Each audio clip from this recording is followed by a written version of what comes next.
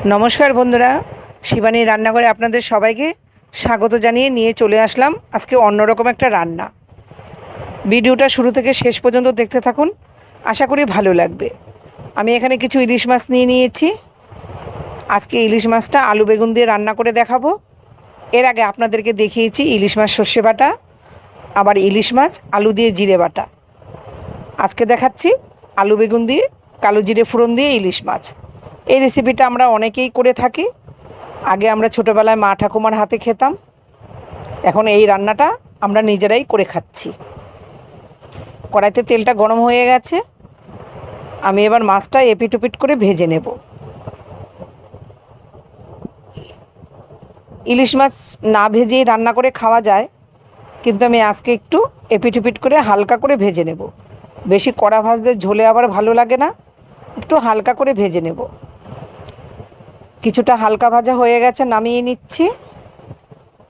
আর কয়েকটা পিস আমি খুব কড়া করে ভেজে তুলে রাখব। সাথে এই মাছ ভাজার যে তেলটা আছে সেই তেলটাও আমি ভাজার সাথে তুলে রেখে দেব।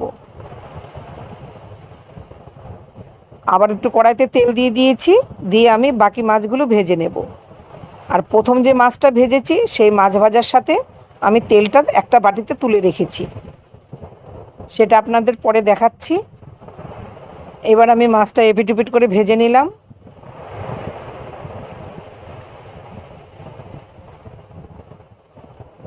আমার সবকটা মাছ ভাজা হয়ে গেছে, এবার নামিয়ে নিচ্ছি। ওই তেলের মধ্যে দিয়ে দিলাম কালো জিরে আর চেরা কাঁচা লঙ্কা, একটু হালকা নেড়ে দিলাম। দিয়ে এবার দিয়ে দেব কেটে রাখা আলু।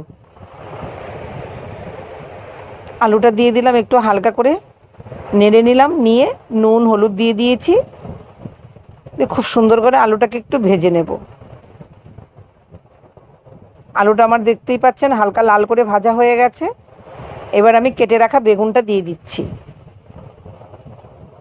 বেগুনটা দিয়ে আমি আবারও ভালো করে নেড়ে চেড়ে নেব। সামান্য একটু ঢেকে দেব। কিছুক্ষণ পরে ঢাকনাটা তুলে আমি আবারও নেড়ে দিচ্ছি।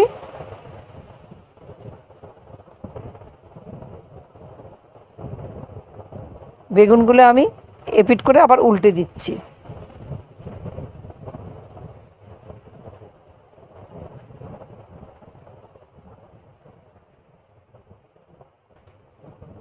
আলুটা প্রায়ই হয়ে গেছে, আর যতটুকু বাকি আছে যখন ঝুলে ফুটবে ঠিক হয়ে যাবে সেদ্ধ। পাশের ওভেনে আমি জল গরম বসিয়ে দিয়েছি। এবার এখান থেকে আমি একটু গরম জল দিয়ে দিচ্ছি। গরম জলটা আমি পরিমাণ করেই দিয়েছি, তাহলে আলু বেগুনটা সেদ্ধ হয়ে যাবে, যতটুকু বাকি আছে সেদ্ধ হয়ে যাবে। এবার ঢেকে দিলাম। কিছুক্ষণ পর ঢাকনাটা তুলে আবারও দেখাচ্ছি। দেখুন বন্ধুরা, অনেকটাই আমার পুরো প্রায়ই সেদ্ধ হয়ে গেছে। এবার আমি ভেজে রাখা মাছটা উপর দিয়ে দিয়ে দিচ্ছি।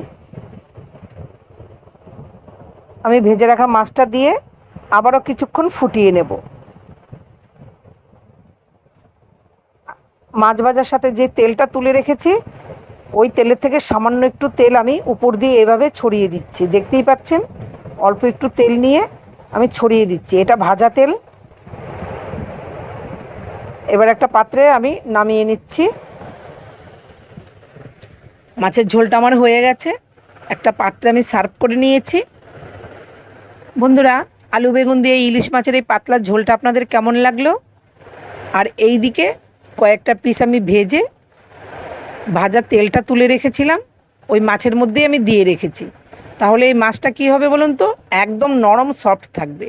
এমনি যেমন ভাজা মাছটা রেখে দিই খাবার সময় একটু শক্ত লাগে, কিন্তু এইভাবে তেলের মধ্যে আপনারা ডুবিয়ে রেখে দেবেন, দেখবেন ওই মাছটা খুব নরম থাকে। আমার এই রেসিপি দুটো যদি আপনাদের ভালো লেগে থাকে প্লিজ লাইক কমেন্ট শেয়ার করে আমার পাশে থাকবেন। যদি কেউ ফেসবুক থেকে দেখে থাকেন আমার পেজটাকে ফলো করে আমার পাশে থাকবেন। আর যদি কেউ ইউটিউব থেকে দেখে থাকেন আমার চ্যানেলটাকে সাবস্ক্রাইব করে আমার পাশে থাকবেন। দেখা হচ্ছে অন্য কোনো ভিডিওতে অন্য কোনো রেসিপি নিয়ে। ভালো থাকবেন, সুস্থ থাকবেন, টাটা।